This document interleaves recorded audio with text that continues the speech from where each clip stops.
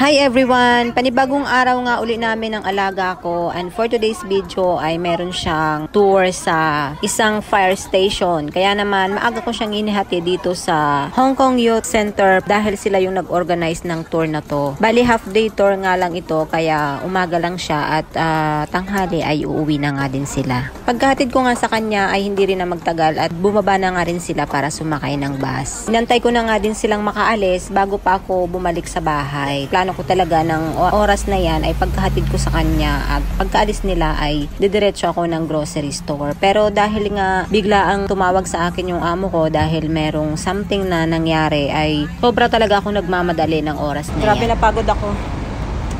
Kagagaling ko lang ihatid yung alaga ko papunta sa kanyang tour. Tapos yung amo ko nagmamadali na pauwi na ako kasi kailangan daw niya ako. Bilis-bilis kong maglakad, umuulan pa naman. Tapos nung malapit na ako sa bahay, nag-message na dumiretso na lang daw ako mag-grocery kasi hindi na daw niya kailangan ng tulong ko. Siguro may naano na niyan. Tapos sabi niya, wag daw akong magbibili ng marami kasi aalis daw sila, mawawala daw sila ng few days. Parang feeling ko may emergency sa kanila. Kasi may sakit yung tatay nun eh. Kaya baka mamaya yun ang problema nun. Hindi ako sure. Kaya ngayon, diretso naman ako ng grocery. Buti na lang hindi pa ako nakakaakyat. Kung na lang ako, bumalik. Parang may something talaga. Nag-change daw sila ng plan. Dapat ang alaga ko may lesson yan hanggang sa susunod pa na linggo eh. Pero bakit kaya ganun? Parang bigla iba yung kutob ko. So wala na naman sila for few days, sigurado. Baka magte-take ng leave yung mga yun. Ang aga-aga pa kaya, anong oras pa lang, 10:30. So yun, grocery muna ako. Konting grocery lang naman bibilhin ko. Tingnan mo yung buhok ko, oh. Inumura na naman ako. Nag-send lang siya sa akin ng voice message. Tapos, aalis nga daw sila ng few days. Tapos, mamaya daw niya i-update sa akin. Update niya daw ako mamaya kung ano. Parang may something talaga, masama ang kutob ko.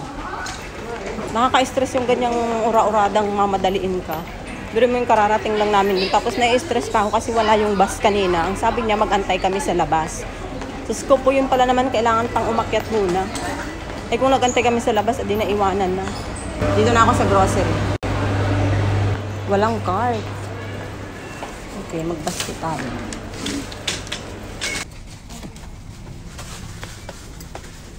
Pagpasok ko nga ng grocery store ay hindi na nga din ako nagpakatagal-tagal pa. Kinuha ko na lang din yung mga kung ano lang yung kailangan ko para makabalik din ako agad. So tapos na akong bumili. Gatas at itlog lang naman ang binili. Walang tinapay kaya pupunta ako ng 7-Eleven. Doon ako bibili ng tinapay. Nandito lang din naman yun sa mall. Sana meron. Minsan kasi wala. Maaga pa kasi. Kaya wala pa silang tinapay. Hindi na ako bumili ng napakarami kasi nga wala naman sila. So, sa isang araw na lang ulit. At dahil nga medyo maaga pa ng oras na yan, ay wala pang tinapay sa grocery store. Kaya wala akong choice kundi pumunta ako ng 7-Eleven para bumili ng tinapay. Buti na nga lang din talaga at may 7-Eleven nga din dito sa mall na pinuntahan ko. Kaya mabilis nga lang din ako nakabili. Yun nga lang, pagdating ko din sa 7-Eleven ay wala din masyadong tinapay. Kaya hindi na rin ako nakapamili ng maayos. Kung ano lang din yung available ay yun na lang din ang binili ko. Binayaran ko na nga din agad at dumiretso na nga din ako pauwi. Pauwi na ako. Naantay na ako nung nilaban ko doon. Baka tapos na yun. Iniwanan ko kasi umiikot yung washing machine. Hindi ko alam kung anong dadatnan ko sa bahay. Kung naandun yung amo ko or what. Kasi kanina parang wala siyang balak pumasok. Pero umalis siya. Pero hindi yung pangpasok ang suot niya. Paglabas ko nga ng mall ay mabuti na nga lang at hindi na nga rin umuulan dahil talagang nung araw na yan ay napakalakas talaga nung ulan. Kararating ko lang dito sa bahay at umuwi nga dito yung amo ko. Parang yung gamit niya inilagay niya lang dyan at saka mukhang umalis siya. Mukhang umuwi na siya ng China. Hindi ako sure.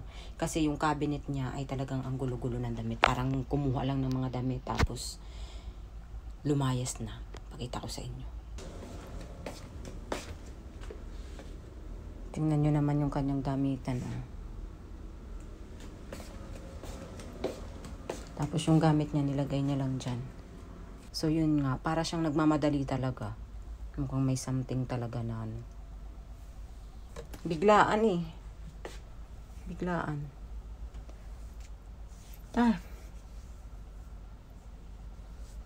Nakaka-stress. So, ngayon, dahil wala yung alaga ko, mamaya pang 12:15 ang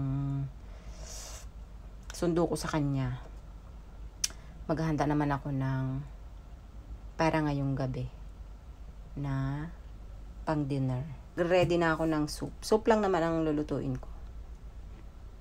Pagkatapos kong maihanda yung mga dapat kong lutuin para sa dinner ay bumalik na nga ulit ako dito sa youth center para sunduin naman yung alaga ko na galing sa tour. At saktong-sakto naman na pagdating ko dito ay halos ilang minuto nga lang din ako na nakakaupo ay dumating na nga din sila. At kita nyo na nga naman yung alaga ko, may dala-dala pa yung payong. Tapos yung bag niya, kala mo ang bigat-bigat pero tubig lang talaga ang laman niyan. Yun nga lang medyo lumuwag yata yung strap ng bag kaya ganyan. Hindi na nga rin kami nagpakatagal-tagal dito dahil pagkasundo ko sa kanya ay bumaba na nga din kami at dumiretso naman kami dito sa Aeon, sa grocery store para bumili naman ng sabon niya. Total na andito na lang din naman kami at dito naman din kami dadaan kaya bumili na lang din ako. Pagpasok nga namin dito sa grocery store ay bumungad naman sa amin itong napakalaking watermelon. Hindi ko alam kung totoo ba yan or display pero nung hinawakan ko ay parang totoo naman pero sabi nga ng alaga ko nakikipagtalo siya sa akin na hindi naman daw totoo. Ay parang matapos agad ang usapan ay umuo na nga lang ako. Hindi rin kami nagtagal dito sa mall na to dahil yung alaga ko ay ang daming nakikitang mga laruan at gusto nga daw niyang bumili. Ay nako, sabon lang talagang idinayo ko dyan sa mall na yan at wala akong dalang ekstrang pera. Kaya mas mabuti pang lumabas na nga lang kami at baka mamaya ay makadisgrasya pa. At kita nyo naman takbo siya ng takbo at nagtatago pa nga para gulatin ako. Ay nako talaga napakakulit nitong batang ito. Pagbaba nga namin dito sa ground floor ay nadaanan naman namin itong section ng mga prutas at gulay. Sobrang daming namimili at buong akala ko nga ay dahil nakababa na kami ay wala na makikita itong alaga ko. Ay aba naman napadaan pa kami dito sa section ng mga yogurt at saka ice cream ay talaga namang gusto na naman niyang bumili at buti na nga lang talaga at madali siyang kausap pag sinabi kong wala kaming pambili ay tapos ang usapan namin. So paano hanggang dito na lang ulit ang aming kwento hanggang sa susunod ulit. Salamat sa inyong panonood.